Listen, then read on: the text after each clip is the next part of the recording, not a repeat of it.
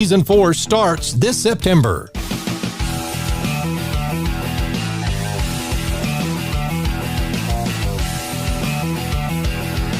It's Treys Chowdown Live, Season 4. Join us live beginning this September. It's #Deliciousness. We are out here at our South Victory Plaza with the man that we turn to whenever we want to know what food is the best in the state of Texas. That is Trey Chapman of TreysChowdown.com. Best breakfast spots in North Texas with Treys Chowdown. So food expert Trey Chapman. Texans know beef, and if you're looking for the best steak in town, we called in the food expert, Trey Chapman.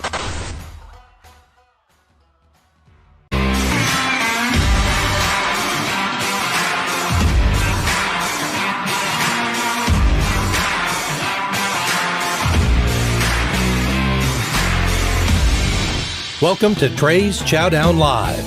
I'm producer Ron, and this is the best of Treys Chowdown Live 2020. As we prepare for all that 2021 brings us, we look back at some of the highlights from the year that was 2020. Trey had the privilege of interviewing some of the best and brightest in the food and beverage industry this year. Let's get started with chefs Beto and Julian Rodarte from Beto & Son at Trinity Groves in Dallas. So Beto & Son, just real quick, before I want to introduce you, you're both chefs. Yes. How old are you? I didn't ever ask you that. 26. 26. Yep. And when did you start? When you decided you told me the story one time, but I'm going to ask him. Okay. Yeah. When did you decide you wanted to be a chef? When I was 14, so he had a little taco shop called Petra up in McKinney, and I kind of just decided, you know what, like Dad, like I want to be a chef. And at 14, you don't really know how it all works, right. you know. So I just like, and you that's know, what I knew. yeah, exactly. He doesn't know what he's talking about. Right. Yeah, I'm sure you did. Yeah. Okay, so you started off. Where are you from originally? Originally from Durango, Mexico. Okay. And been here since I was 12 years old. Grew up in Texas, but putting myself through college. Actually was pursuing business at the time, and wasn't sure what. I hated it. I just wanted to do something. My mother right. kind of say you got to go to college, so I went. So I was putting myself through college, working in restaurants, cooking, waiting tables. And for me, it was fun. It was awesome. I mean, I had a lot of fun. I enjoyed, seeing people enjoy food, and I love cooking it. And then all of a sudden, I met my wife now, right? And she took me to a little trip to New York and introduced me to the culinary school over there. Oh, and which I have never heard about it. CIA. Yeah, yeah. I never heard about it, so it was all new for me. I was like, I didn't even know that existed. Obviously in the Latin community, being a chef was not a big thing back then. Back then, it was like nothing. Yeah. And now they're sought after. And now they're sought after. Yes, I know. So I went over there and I said, like, what do you got to do to be here? I mean, so I started kind of researching and finding out what you had to do, and they told me, and the year next year, I was there. Then all of a sudden, this guy called Phil Romano calls me. That's right. He wants to open a restaurant. When Phil Romano called you, what year was that? It was 1993. 1993, okay. Yeah. Uh-huh. And, so we created a little concept called Costa Mouse. Right. Which Brinker got interested in it. And obviously at the time, Phil was on fire with the Macaroni Grill. Right. And so he was like the golden boy for Brinker International. Yep. So, he was on fire. So they bought us like a year later.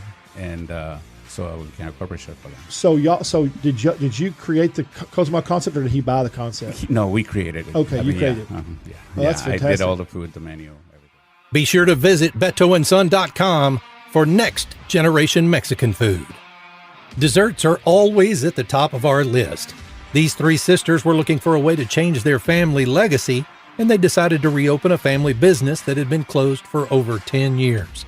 Trey visits with Darla McEwen and Nita Briggs, two of the three sisters from Cookie Haven in Dallas, Texas. Okay, so tell us your name. I'm Darla McEwen. That's Darla and Nita Briggs. Nita Briggs. Yes. And the third one? Kim Haynes. That's the one I met. Yes. Over there at Cookie Haven. Yes. Because y'all were busy. Yes. All the recipes, was it your grandmother's or mom's or something that I read?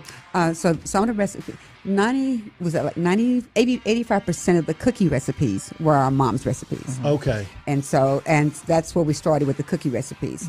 Y'all are all characters. I'll have to talk to you 5 minutes and realize you're all characters. No, she thinks she's a stand-up comedian. I exaggerate not. I am funny. I'm funny. She didn't think so. I'm sure you are. So your mom's recipes. Now, what was her cookie recipes? Cookie recipes. So, well, let me ask you this: did those recipes come from her mom, or did she create the recipes herself? She created them. Yeah. Okay, so she didn't eat, but she created recipes. Yes. How she wanted to make money, extra money, so she did it for money, right? So she could sell them. Okay, see, that's awesome. Now, see, I would never, Yes. you know, Yes. I would have thought she was doing it for the family, whatever. Oh no. So, no. Well, because we were single mom, and so she had divorced mom, and raised 4 girls, and so she, our mom always worked. She was always working, and so just trying to raise her girls, and so she did the baking for extra money. Okay, Yeah. that's awesome. Yeah. We were doing about 100 dozen cookies every Sunday. Wait. So you started baking them out of your house Yes. on Sundays.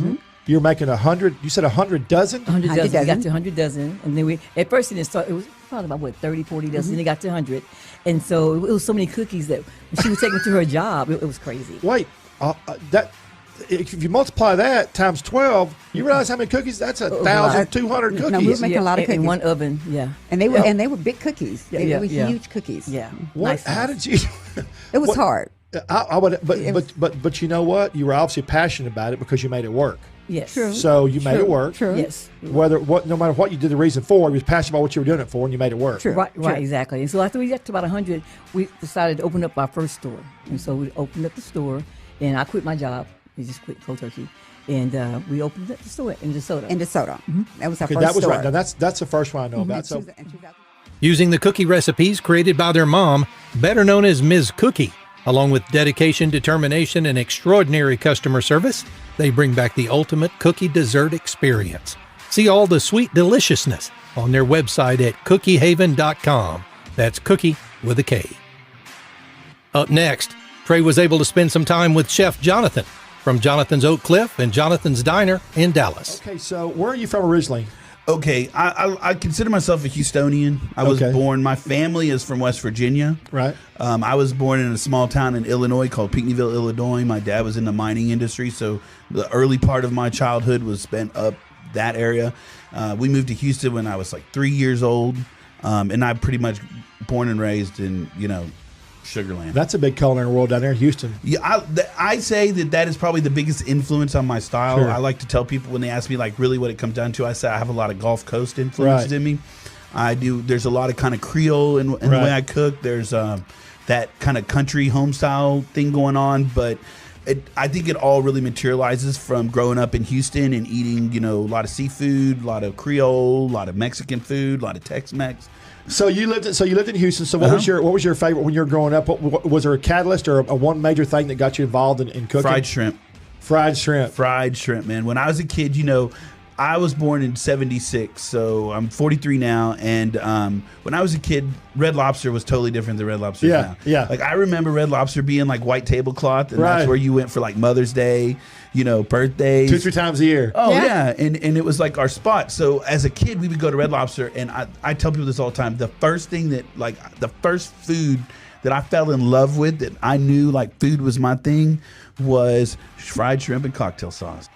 All right, so here's what we talked about earlier: chicken fried steak. Look at this bad boy. Yep, that is our chicken see fried earlier. steak. And it normally comes with eggs too, but I didn't put any eggs on it for you. That is huge. Yeah, it is. And it's got that crunch. We call it as big as your face. Chicken big fried as your steak. face. Yeah, as my plumber always says, this is what my money smells like. That's good. It's the little details in life, right? Details, right. That's what makes people like the potatoes. Like I always tell people, like everything I do, I'm always thinking, I want you to think, damn, these are the best potatoes I've ever had with the breakfast. That's my goal every time. You know what I mean? Like I get on my guys all the time. I'm like, whenever you're making a burger and we do a burger setup, like you that's in your hands. Like you pick the lettuce and the tomatoes and the onions that go on that garnish. Like if it's not perfect, that's on you. You can visit Chef Jonathan at jonathansoakcliff.com and on Beckley Avenue in Dallas. Having previously written for the Dallas Observer, Texas Highways, and D Magazine. Trey gets an opportunity to visit with Jose Roulette, the Texas Monthly taco editor and expert on the folklore of the taco. We're here again with Texas Monthly's new taco editor. Isn't that fantastic? It's amazing. It's amazing. It's incredible. Yeah. I've never been the popular kid. Suddenly I'm very popular. I bet so. So it's, in some ways, the response has been overwhelming in that I was just caught off guard at how big the news got. So fast? Yeah, so fast. Yeah. I talked to the BBC World Service Radio. Right. I talked to NPR Weekend Edition, Univision's English language network, and just crazy. All kinds of crazy things. And I never thought I'd do that. I just like to read and write about tacos. And so I get to do that now for a living. That's right. You can find out more about Jose Roulette and the history of the taco by visiting his website at thetacotrail.com. Originally started in 1978 as Roy's Smokehouse in Princeton, Texas, it had become such a local favorite that Roy had to move to a bigger location. He called the new location Hutchins BBQ, and Trey talked with pitmasters Tracy and Wes Hutchins. Okay, so your dad did actually start it. Roy Smokehouse. It was Roy Smokehouse, yes, sir. Oh, yep. Roy Smokehouse. That's where I was 7 years old. You see the established 78? Okay. Yes. So I was 7 years old, when it come to be. So, okay, so see, I did not know the back history. That's yes, neat because anything you read about Hutchins, they don't have the back history. Right, yeah. So we have a little story, but you got to look for it. Yeah, we go online. It's got the full story. You just got to click on it. Okay. Yeah. Got to click. Yeah. Yeah. There's so much stuff to click on now online. Yeah, that's true. So it was Roy Smokehouse and Princeton. Mm-hmm. Yeah. And it was 1978. Mm-hmm. And was it actual just? It was a little portable building. Really cool. I mean, I kind of getting into depth, but it was a little. Dad built a room on the end of it, and so we lived in a room for 5 years, literally a room. And but that's all Dad wanted to do is cook barbecue. His passions was that, and him and Mom have always been music leaders in church. So I mean, I don't know how many nights it was going to revival. Closed down. That's what it was. If church, something wasn't going on at church. Yeah. We were open, but if something was going on at church, we were closed. But Dad really quick knew that he could do have a good business there. So that is a fantastic story. Me and Wes was raised up in it, so it was kind of funny. We were getting out of high school, and I guess Wes had just graduated, and he said, "You guys are going to come to work for me." And we're like, we're all, I'd say most of us are alpha males. Yeah. We're real bullheaded. We're like, no, Dad, we're going to work with you. We're going to be partners. And so Mom, obviously having the two boys, and our younger brother, Tim, was a little younger, obviously, at that time. Have I met Tim? You've met Tim. On TV. Yes. On ABC. He did the TV thing with you. So, anyway, Mom, me and Wes, of course, her boys are her husband. She sided with us, and we said we're going to call it Hutchins BBQ. That's how it started. Dad didn't like it. He thought the customers were going to turn on him, because he had so much, so much traffic coming from McKinney. A lot of our business did come from McKinney. You know what? That happens a lot of times. People buy a place where they change the name. There's no doubt. Yeah, so that's why it felt like that. No, and he was in the right for doing it, but we hung in there, and obviously we're Hutchins today. After a devastating fire in 2012, Hutchins BBQ rose from the ashes and smoked its way into Texas Monthly's top 50 barbecue joints in the world. Check out their story at hutchinsbbq.com. Now, the State Fair of Texas wouldn't be the same without the world-famous Fletchers Corndog.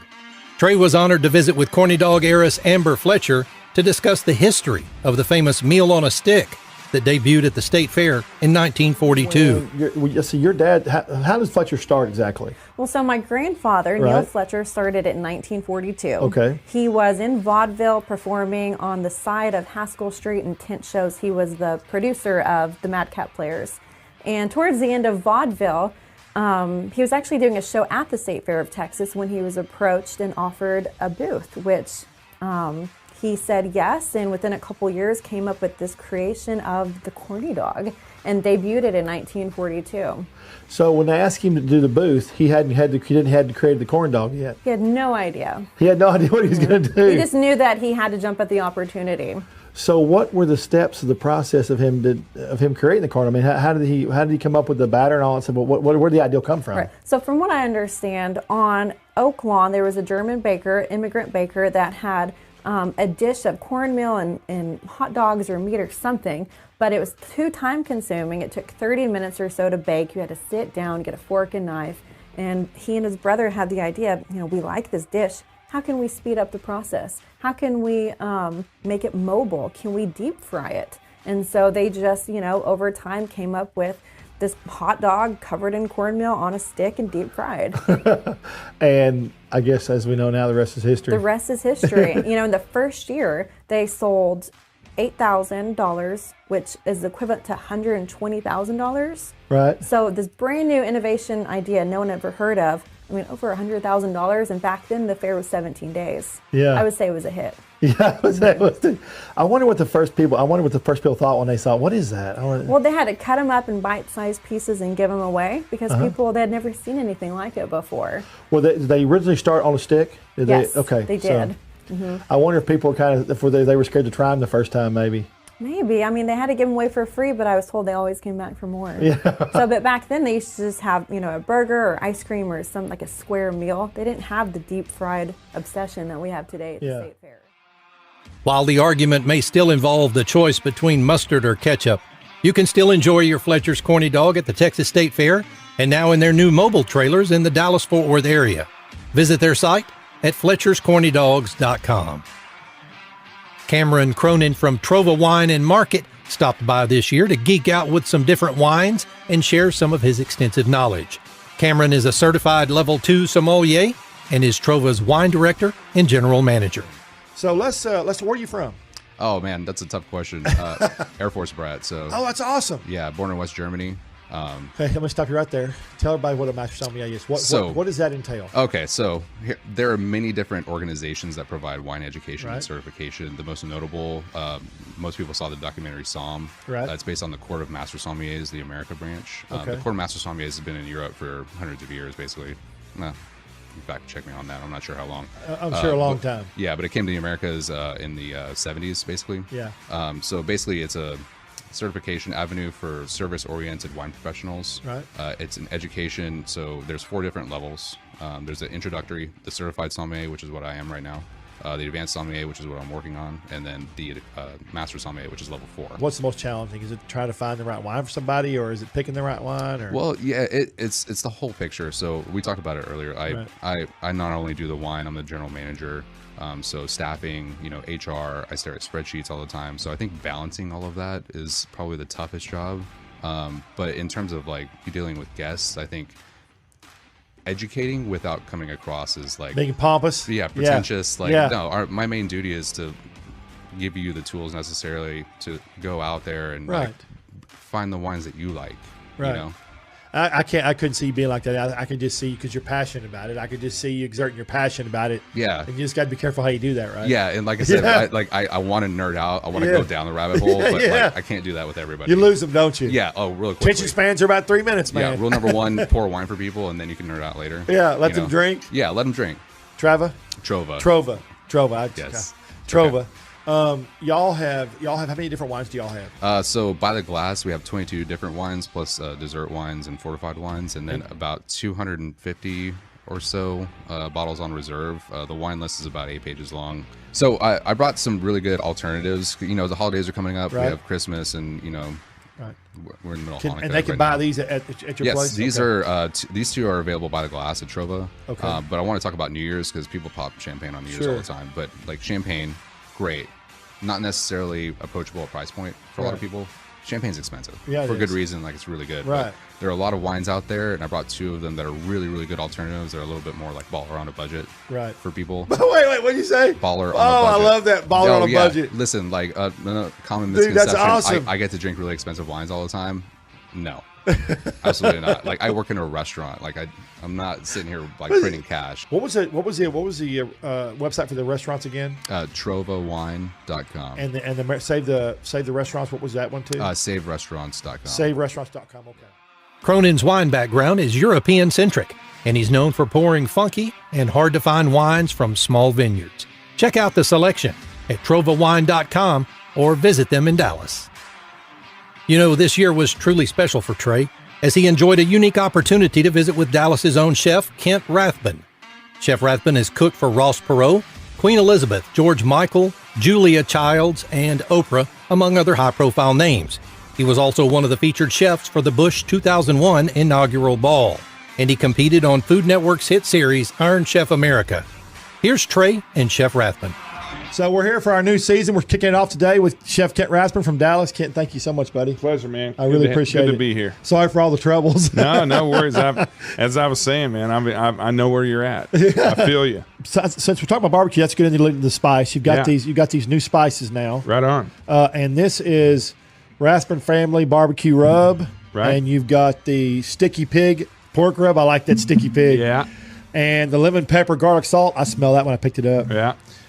And the Steak and Chop Garlic Salt. That's it. You can't go wrong with any of those. So I'll tell you, the Steak and Chop Garlic Salt has been on the market for quite some time, and I'm happy to say that this is one of the things that went away for me when I separated from my last company, and so I redid these new formulas, new packaging, new label. And they are popping up in Central Market this week. That's awesome. So they should be on the shelf this week. And if you want to just order them off my website, again, chefkentrathbun.com, we have a pretty cool little merchandise page. But I'm going to tell you, man, the Steak and Chop Salt, I call it the Gold Dust. Right. This is an all-purpose seasoning for whatever kind of meats, vegetables. Gold Dust. I'm telling you, it's awesome. And then what's really cool is these are all derived from this, right? So you get a little of this. Now you have citrus. You got lemon peel. You got a little rosemary and the lemon. The Sticky Pig is kind of a mixture between the barbecue rub and the chop salt with extra sugar. We call it Sticky Pig because it's got topinambá sugar and brown sugar. I was just fixing to ask you about it. That's good. So you get the granular sugar, and then the barbecue rub is a really awesome barbecue rub. That's a dry rub that you can put on for up to 24 to 48 hours ahead. It's got very little salt in it, so it's just mostly peppers and paprika and things like that. So briskets, chickens, ribs, pork bellies, pork butts. This is the rub that you put on it, and then you come back and hit it with the chop salt before you cook. Okay. All right. We're almost done. Chef, thank you so much. Okay. Thank you so much. That's fast. Remember, chefkentrathbun.com. Yes. Spell your last name for everybody. Rathbun. That's right. chefkentrathbun.com. It's got to be that for the barbecue. With restaurants like Abacus, Emoto, and other well-known names in his portfolio, Chef Rathbun and his wife, Tracy, currently co-own local Dallas favorites Shinsei, Lover's Seafood and Market, and Rathbun's Curbside Barbecue. Learn more about Chef Rathbun on his website at chefkentrathbun.com. Okay, it's time to switch from food to beverage for our next guests. Trey loves to pair his food with his drinks, and this year we were privileged to have in studio both John Pritchett, founder and CEO, and Chef David Hollister, executive chef from Wild Acre Brewing Company in Fort Worth, Texas. All right, so Wild Acre Brewing, everybody can see the flavors right here. These are not all the flavors, but that's some of them. We're going to get into the flavors in a little bit. Right now we're going to talk to John, David. John, tell me how Wild Acre got started. How did the concept come about? How did it get started? Well, I was working for a beer distribution company, big company, Benny Keith. Right. They distribute the Budweiser, Anheuser-Busch portfolio. Right. A lot of it. Pretty large part of Texas. Yeah. And, I mean, it's a long story, but the long and the short of it is that style of beer kind of started going down. Craft beer and imports were growing. The company made a decision to purchase this company called C.R. Goodman, and they had a statewide distribution footprint for a bunch of great craft brands. Okay. Oscar Blues, Dogfish Head, Real Ale out of Blanco. I know Dogfish Head. Yeah, a bunch of great brands. So we brought those brands into the company in 2008, and we just the growth was just explosive. I mean, we saw that the power of those brands in the hands of a larger distributor with a wider reach throughout the market versus being with a little distributor. He was like, whoa, this was a lion in a cage sitting just over here. And just, waiting to be like no one really knew it. So you opened up there, and now you're at Wild Acre Camp Bowie. Yes. Where Mr. Chef David Hollister comes into play. Yeah. So you've got the Wild Acre Camp Bowie, and you've got a fantastic sandwich menu. And David, let's talk a bit about the sandwich menu because I love the sandwiches. So let's talk about it a little bit. First, talk about your background. You've developed a lot of concepts. Funny enough, we talked about Gas Monkey. You're not the reason they left. You're the reason they stayed there and did successful so long because you developed the food. Let's talk about your career a little bit. So my career, got a big start here in Fort Worth at Yucatan Taco Stand, where I was the corporate executive chef about 10 years ago. And then through that gig, I moved on to Gas Monkey back in 2013, developed that menu, maintained that menu, and back in October. And the one in Florida. Yeah, Key West. That one's gone now. Yeah. But that was a lot of fun. That was definitely an interesting gig. Yeah. And then we started up Wild Acre here and kind of brought some of my oldie but goodies with the Akushi beef and the all-natural product and the really good quality produce that we're bringing in from Marcon, and the great bread. Yeah, the great bread. Yeah, local, Dallas local. We're a scratch-made kitchen completely. We make all our own corned beef. That stuff brines for 6 days and then gets rubbed, and 2 days after that we have pastrami, and we sous vide all of our turkeys. We sous vide a lot of chicken. If somebody asked me, man, what is Wild Acre? What would you tell them? I think we're just a company full of passionate people, totally dedicated to what we're putting out there, and beer and food. Residing in the long shadow of Hell's Half Acre, Wild Acre Brewing Company toasts the legends that built its reputation with a devotion to brewing the highest quality American craft beer found anywhere. Enjoy a glass in tribute and learn more at wildacrebrewing.com. What pairs well with beer, you ask? You guessed it, barbecue. Next up, Trey visits with owner Matt Hamilton and executive chef Adam West from Local Yokel Barbecue and Grill in McKinney, Texas. Y'all's websites for Local Yokel Barbecue? Yeah, Local Yokel BBQ and Grill.com, Local Yokel Farm to Market.com. So if anybody wants to dial in while we're talking, they can do that. Get on it. So we got before we start, we got Local Yokel Barbecue and Grill in McKinney, which I love. And you won the best craft burger.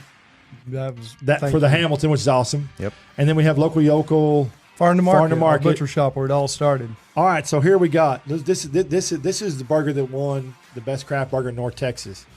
Adam, I'm gonna let you talk about it. All right, here. so this is the Hamilton. The story behind this one, obviously, is that whenever we had the food truck years ago, the boys on the truck wanted to create a burger that was too big for Mr. Hamilton himself to eat. Original had 2 patties, but this has a Wagyu beef patty, 2-3 slices of brisket depending on the size, bacon, jalapenos, onions, obviously caramelized onions, and then of course the jalapeno cheddar sausage, which is made in house. It's pretty awesome. And then Tillamook cheddar over the top, a little bit of mayo on the bun. I mean, it's about a pound of meat. It's a big boy. It's an awesome burger. I mean, that's why it won. It's agricultural support system. There's every level of agriculture is supported there.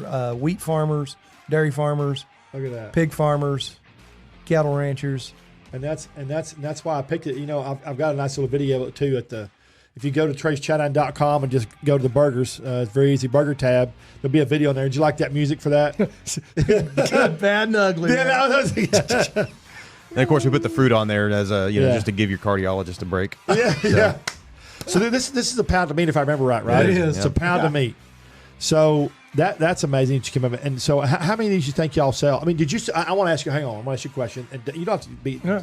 But did your sales bump up after the article came out? Did you notice an influx in the? Oh, it did. Sales? Yeah, absolutely. That's good. Absolutely. Okay, how many people order it and go, "Oh my God, I didn't know it was that big"? 50%. Oh yeah, 50%. Really? 50%. My 81-year-old dad, ordered this Saturday. And I don't know, he just had never ordered it. And I guess on the menu, he just hadn't seen where it goes, well, I got a burger with my name on it. I'm ordering that. And my sister's like, Daddy ordered the burger. He doesn't know what it is. He's like, oh, what in the world?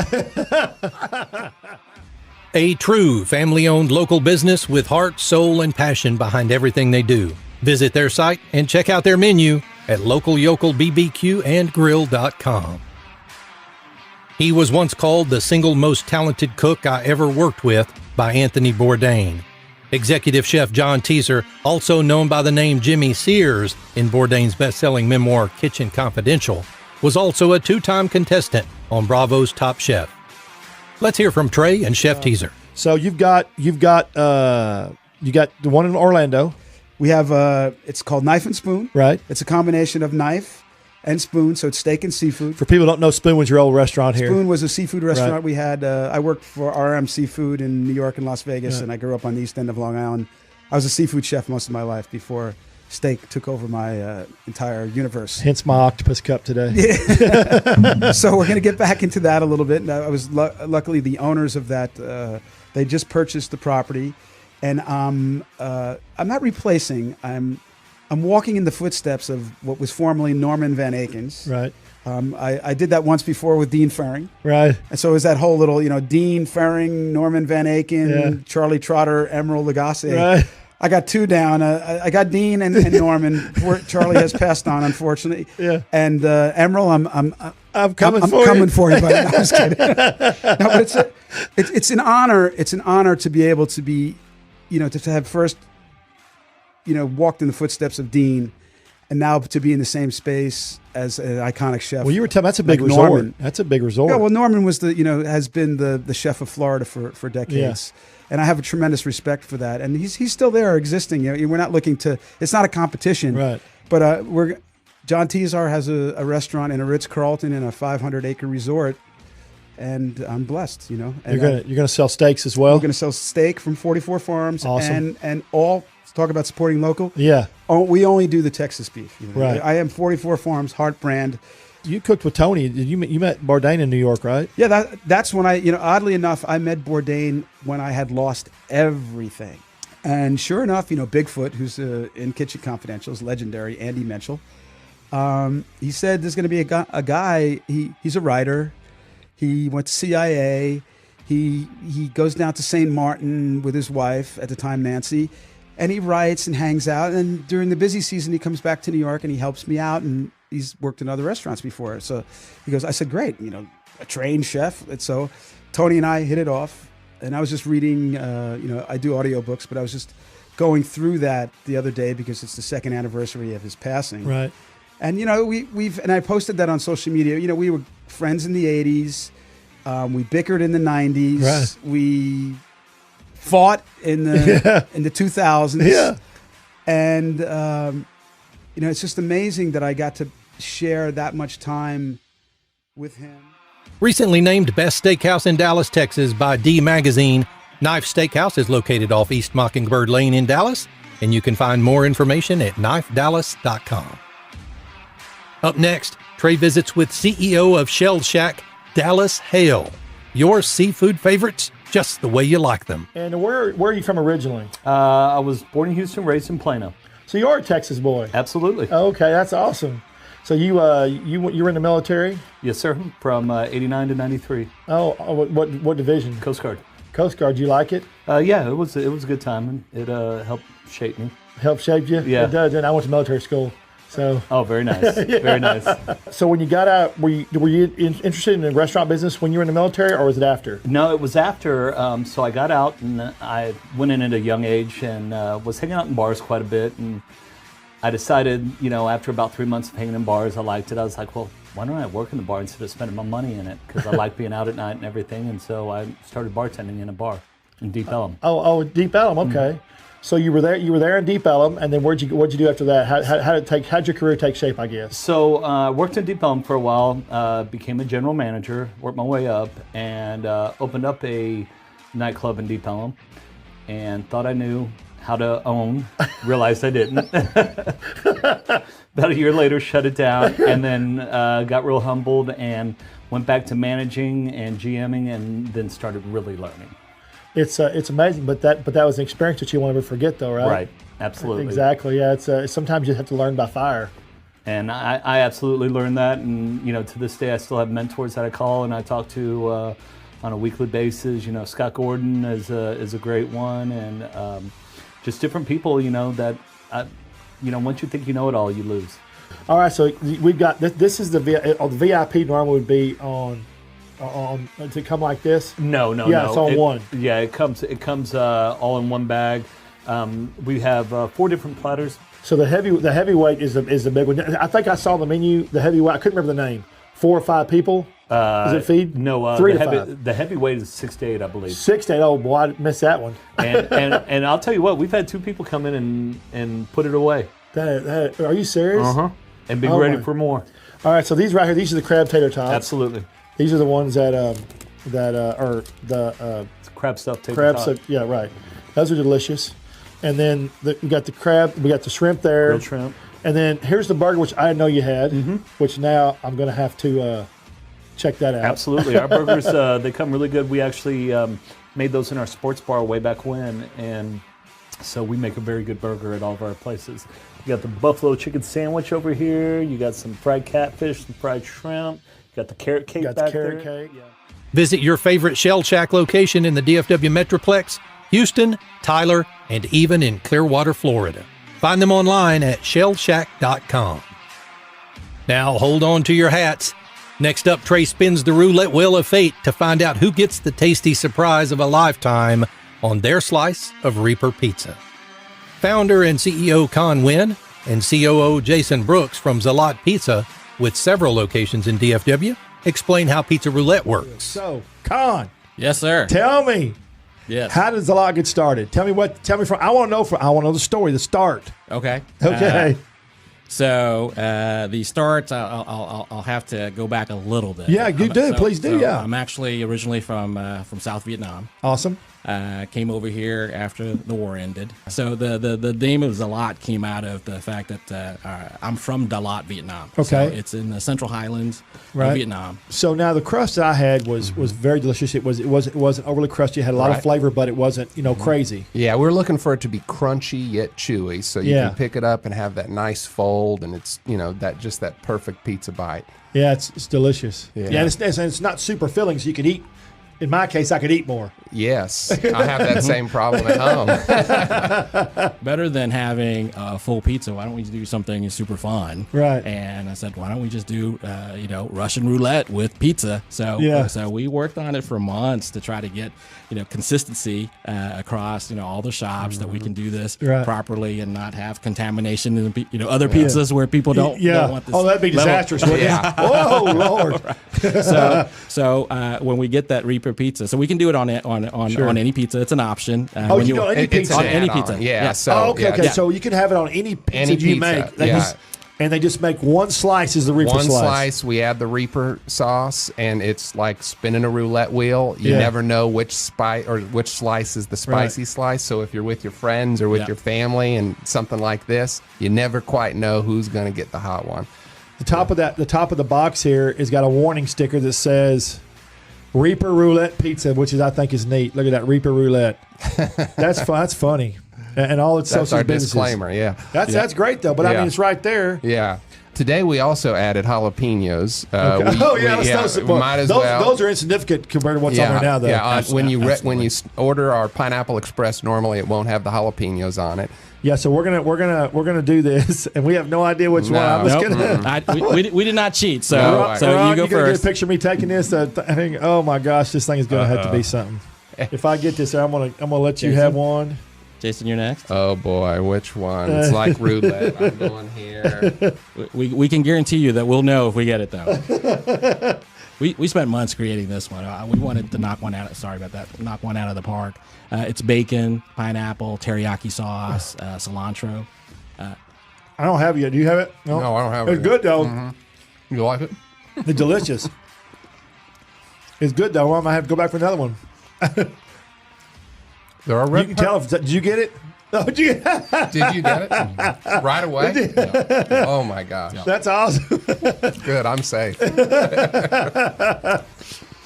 So I had a fleeting thought in my mind of, you know what? I eat a lot of spicy food. I can just keep eating it because I love eating spicy food, so it's very tasty. But then I remembered. Well, it looks like Trey lucked out. These guys are zealots on a mission from the gods to make the best pizza in the universe. Check out Zalat Pizza and read more about their Reaper Pizza at zalatpizza.com. If you've ever spent time in the Fort Worth stockyards, then you're already familiar with our next guest. Chef Tim Love is known as much for his vibrant personality as he is for his signature urban Western cuisine, creating inspired and innovative dishes that have earned critical and popular acclaim. Widely known as a de facto ambassador for Texas, here's Trey's visit with Chef Tim Love. I came up with this concept of doing an online or a virtual cooking demo, but what we do is we send everybody the ingredients. Not only do you get to see it, but you're cooking live with me. And that's what everybody's always wanted to do anyway. Yeah. So we recently did one with Live Nation, a grilling demo. We did salmon, skirt steak, cauliflower, and spring onions. Oh, wow. So we send everybody everything you need, plus a list of all the tools that you need, plus a way to set it up, a picture of a way to get it all set up. So when you start, we go live, your table looks just like my table. And then we cook together live with a moderator who takes all the questions on Zoom. I answer all the questions live, and we take it slow, and everybody cooks together. It's really a fantastic spectacular. idea. It's really fun. If people want to get follow you, what's your social media? Just Chef Tim Love? Chef Tim Love on everything: Twitter, Instagram, and on the website cheftimlove.com. Right, and that's on. And your website it's got everything there. Everything there, and that's where I also go order the burritos, fajitas, and burritos. Yeah, burritos. Yeah, definitely. If you want that delivered, go check that out. And then goldbelly.com to get the frozen ones delivered to you all around the world.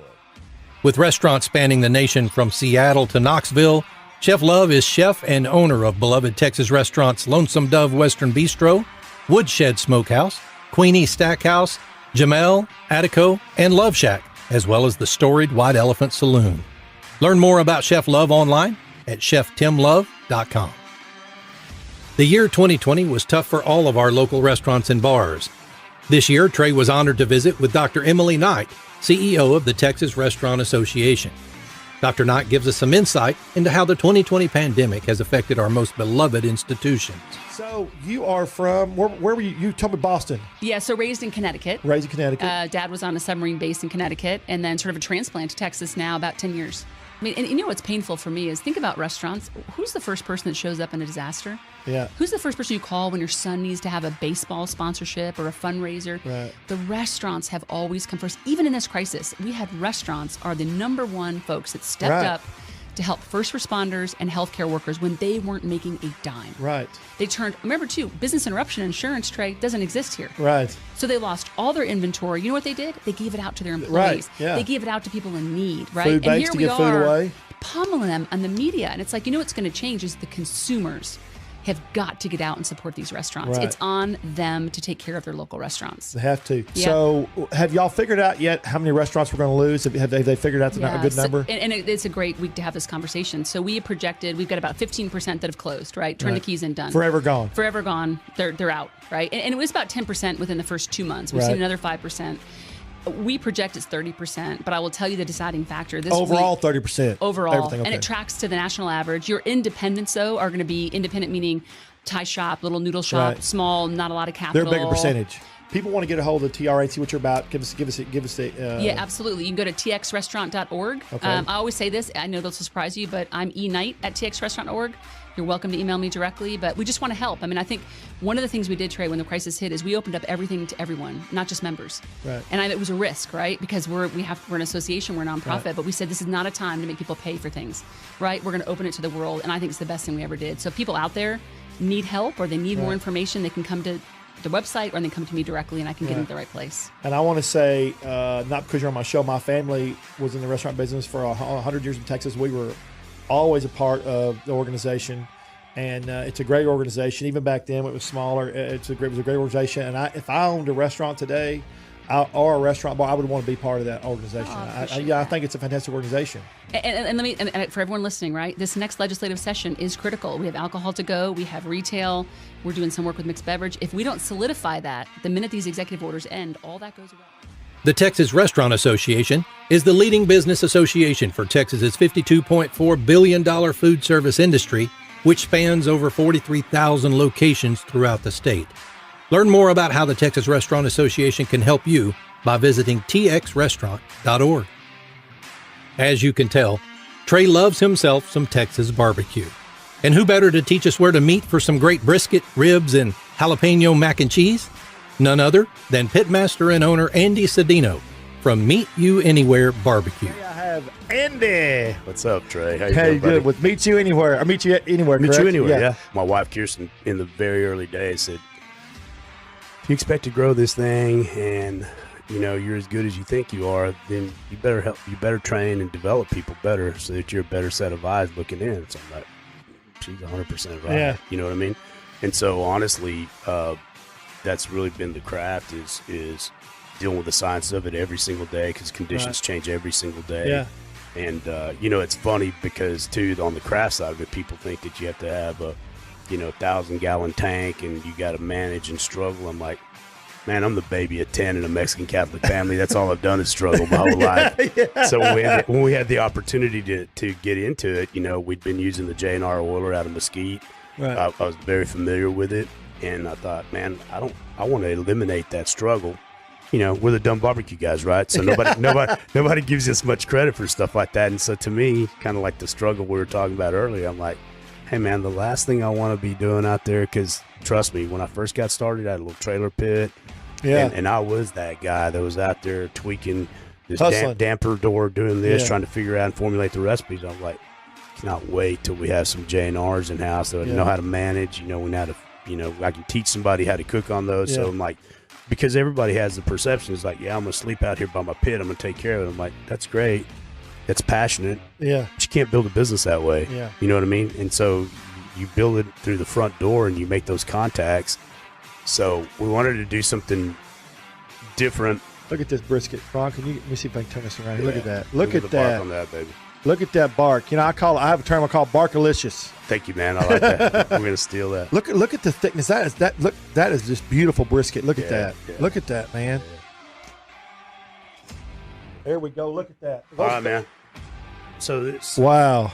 Look at that. This is the pepper tenderloin. Awesome.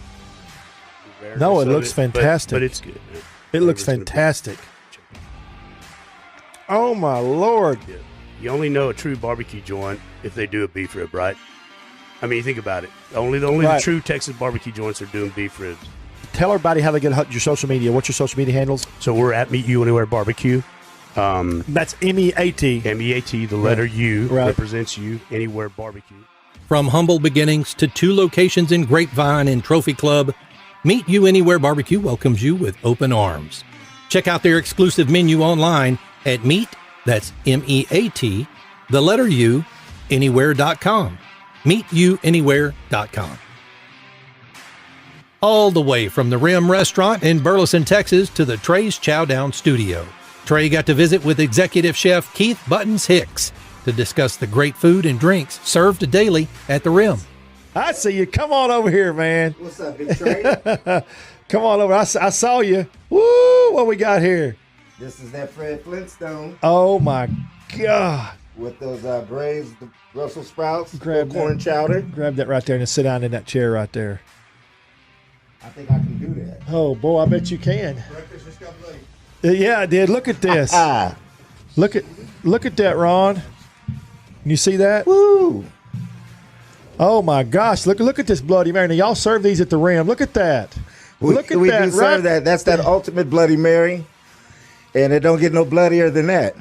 Man, that is awesome, Keith. Isn't that crazy? Crazy cool. What's up, baby? How you doing, man? Good, man. You looking nice and sexy today. Try to, it's Trey Day, so I got to look good. It's the Trey Day. That's what's up. Look at this. Look at this big old beef rib, boy. Yabba dabba do. Yeah, Flintstone. Fred Flintstone is in the house. Boy, that is awesome. Look at that thing, man. Good gosh. I watched you make one day, and I couldn't believe all the stuff that you put in there. So let's go through real quick. That Bloody Mary's got it's got shrimp. Okay, it's got grilled Cajun dusted shrimp. It's got 2 pieces of chicken. Is that your dust? It would, yeah. I'm the dustiest. I am the dusty. Yeah, so it's our little dust that we got. Okay. And it's got the andouille sausage. It's got the grilled Holy Trinity on it, and that chicken, man. That chicken's amazing, isn't it? Oh, that chicken is off the chain. Yeah, that's your famous chicken. That's right. All up in the house. So yeah. So we're very excited about that, and of course the grilled asparagus. So I mean, if you can finish that with what's in that container, that's all wild. Well, if you finish it, you're gonna be happy. You're gonna be extremely happy. See, well, you know what that is? We didn't put something into existence. You know what you did? You created something new out of desperation, baby. Out of desperation. We made it happen, baby. Creativity in the house today. Right. Today. You're not a celebrity chef because you're sitting at home on the porch all day. You know, I had to come up with something on the way to Trey Day's show. Trey's show. I had to come up with something on the fly, and here it is. That's right. You know, we sacrifices we do. You know, that's awesome. Did you see that Bloody Mary? Wow, now that's a meal in itself. You can indulge in the fine food and beverages at the Rim Restaurant in Burleson, Texas, and maybe even get to meet the legend, Chef Hicks. Find them online at therimrestaurant.com. When it comes to beer, embracing tradition but breaking the rules from time to time is what Tufts Brewery in McKinney, Texas does every day to create exciting new brews. Owner Keith Lewis and sales manager Chase Lewis stop by to visit with Trey. Glad to have y'all here today. Good to be here. Appreciate it. Awesome. How did you come up with the name? Well, actually, I had a partner when we started, and his name was Tupper. So when we started doing home brewing and, you know, entering little competitions, we said we got to have a name for the brewery. So we just took his first name and smashed it down and called it Tufts. And I mean, it's stuck, it's strong, it's good. The logo's good, so everybody loves it. Yeah, it's easy to say. Yeah, it kind of rolls off the tongue. Right. Yeah. Right. It's. I saw your video where it said that your wife bought you a home brew kit. Was that trumped up marketing stuff, or was that true? That's actually a true story. Oh, is it? Yeah. Got the kit, went home, and Tupper actually we worked together. Right. And we did 3 or 4 batches in the house, and then we migrated to the garage, and we migrated to the street, and now we've migrated to a 17,000 square foot building. So and now you're migrating again. Yes. What'd you say, 40,000? 40,000 square feet in McKinney. So, and then Chase, my oldest son, he joined. My middle son joined, who's our brewer, and then my daughter joined, who does all our marketing. So it's a family affair, and it's been unbelievable. So Chase, how old are you? Just curious. 37. And you started. How long did it take you to start in the business after he started? So I think it was initially you and Chris and Tupper that were brewing on the weekends. I was actually living in Chicago during the kind of the homebrew days. Okay. I was up there for school, for work. And then when I moved back, I was working, you know, finance, real estate, you know, kind of the boring desk job. And there was, I think, the launch period, the building the brewery, the laying the bricks. There's a picture of that floats around all the time. Right. Where we all kind of got our hands dirty and we're helping to build the brewery itself. My sister and I would help nights and weekends, but kept our day jobs. So I think with the brewery opening in May. Smart. Yeah. They're smart. Keep the steady income going for a little longer, you know? I really appreciate y'all. Is there anything else we can talk about besides your new package? Y'all need to go. They can get this to the store, right? Yep. Get it at the store. Kroger at Market Street, you know, Central Market, Specs, Total Wine. They all got it. So, they all got it. What's y'all's social media handles? Your social media stuff. Do you remember? At Tufts Brewery, Facebook, Instagram. I think it's Tufts. TUPPS if you're listening. Yeah. Proud to be in Texas, Tufts Brewery is located at the historic cotton mill in McKinney, Texas. To find out more about their brews or to schedule a tour of the brewery, visit tuftsbrewery.com. Ooh-wee! I guarantee you'll enjoy our next guests, straight out of Louisiana by way of Newcastle, Oklahoma. The winners of the 2020 Oklahoma Food Truck Championship, Matt Cassell and Chris Dixon, owners of Go Cajun. And here we are back again with the Go Cajun boys. Thank you. How's it going? Yeah. It was a great time. We had a great experience at that Food Truck Championship. So we learned a lot and met some awesome people. So let me tell you, so y'all are from Louisiana. Yes, sir. Which stands to reason because you got a Cajun truck. Which, you know, some people, if you eat Cajun food, some people move there and do Cajun. But y'all being, it's authentic from y'all being from there, which makes it great, right? You got a good story. We took it from there and brought it to Oklahoma. So y'all are from, where y'all from in Louisiana? I'm from Stonewall. Just south Shreveport. I'm just south Shreveport as well. Yes. And y'all known each other all your life? Yes, sir. We grew up together since we were probably 15, 16. Yeah. That's awesome. Yeah, moved around with the oil field, and long story short, ended up in Oklahoma together. Obviously, 2 different companies. Right. And we were about a quarter mile apart from each other, and we hooked back up and started hanging out again, and both lost our jobs. He got laid off in December. Oh. And I got laid off in March. Is that why you started this? That's exactly why. So was that necessity? We had, I mean, we got, I mean, if we're going to work, let's work for ourselves and let's do something that we're good at and people enjoy it. And I love to cook. He loves to cook. So you've been cooking Cajun a long time, right? Right. Both of you? both those being from Louisiana, like Thanksgiving's coming up. Right. There's gonna be all kinds of Cajun food at my house, and that is my parents' house. Sorry, that's my favorite time of the year. I'm not cooking anything when not I at go all. home. No, you're not. I don't even want to lay out a bag of chips. Yeah. Oh yeah. No, because you're tired. Daddy, that's what you do for a living now. My dad said, he said, doing what you do is just like being a mechanic. It's easy to work on everybody else's stuff when you get paid for it. Right. When you do it for yourself, you don't want to touch it. I didn't really understand your operation. So this is why everything is done fresh. That's a big part of your operation, and that's why it tastes so good. End result. The quality matters most. You know what that end result is? Deliciousness. That's what that end result is. Good. We've never done an event, and we were like, we're not ready to go to this big event because he was like, the application. I don't know if you read it, but it says be ready to serve 10,000 people. Yeah. I was like, hell, we can't serve 100 in a day right now. So I bet in your mind you're multiplying 100 to 10,000. You're like, oh my God. There's no way. So we called him, and long story short, and he's like, man, you got to do it. And I was like, all right, sign us up. We'll give it a shot. Yeah. And then, we got there and we saw the people. We're like, what have we done? What have we done? You were freaking out, weren't you? Yeah, we can't back out now. We're here. I was like, let's just do our thing. And when we were turned in our judges' plates, I told him, I was like, I don't want to change a thing on it. Let's just do it like we do every day for the normal person, right. Just to see where we stand. That's what you should do. That's what you should do. We didn't change anything special on it or anything. That's how we serve it to the customers. That's why I laugh. I'll go. We talked about for the show. You were so busy you couldn't even hear your wife get the awards, right? No, couldn't hear anything. We just heard screaming, and we're like, what the hell's going on? His mom came running up to the window and got won first in savory and overall champion. We're like, how? What's going on? Because it was delicious. It's awesome. Hashtag deliciousness. The crowd of people in front of our trailer all started clapping for us and all that. It was really cool. Completely not expecting to win. They were working so hard in their truck with the customer line a mile long, they didn't even hear their names announced. Find out more about the Go Cajun Boys at facebook.com/GoCajun. Finally, what would 2020 be without the hiccups? It feels like this whole year has been one giant blooper. Let's close out the show with Trey's blooper reel from his appearance on Good Day Fox 4 with the best brunches in the Metroplex. We hope you had a wonderful 2020 and are looking forward to a positive and delicious 2021. For Trey Chapman and Trey's Chow Down Live, I'm producer Ron. Take care. Hey everybody, Trey Chapman here with Trey's Chow Down, here for Fox 4 Good Day. Oh, nope. It's Good Day Fox 4. Right here we've got the Danger Dogs from Chef Jonathan at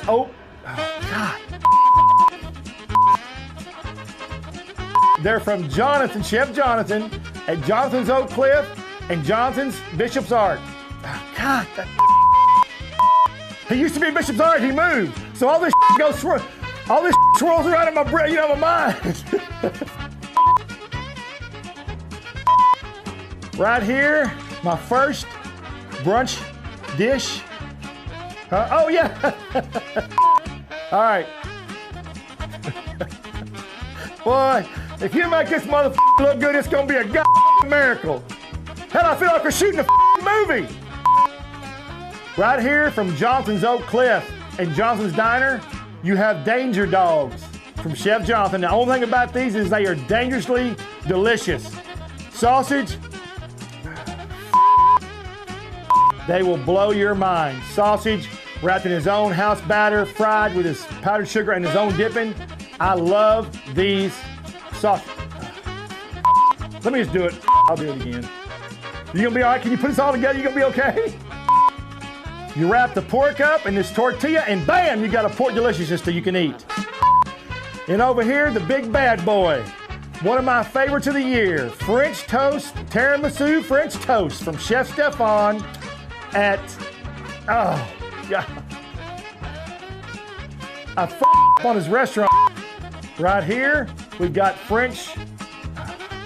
This is unbelievable. Tiramisu French toast from Chef French Stefan. Can you fix that? I don't know how to do it. Right here we have the most awesome. Right here, this thing is really delicious. It's a spicy hot chicken from Rathbun. Well, you're gonna have a hell of a time with this one, Ron.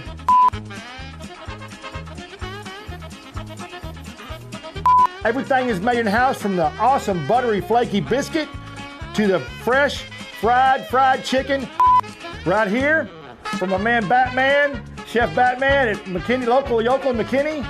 Breakfast bruncholadas, brisket brunch.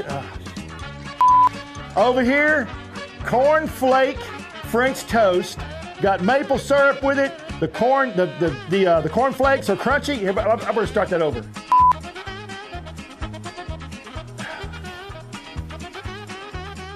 Thanks a lot. Catch us at TreysChowdown.com. Thanks. Hi, I'm Trey Chapman, publisher of Treys Chowdown and host of Treys Chowdown Live, a weekly TV show and radio podcast highlighting chefs, restaurants, and deliciousness. The restaurant and service industry is in big trouble due to COVID-19, and they could really use your help.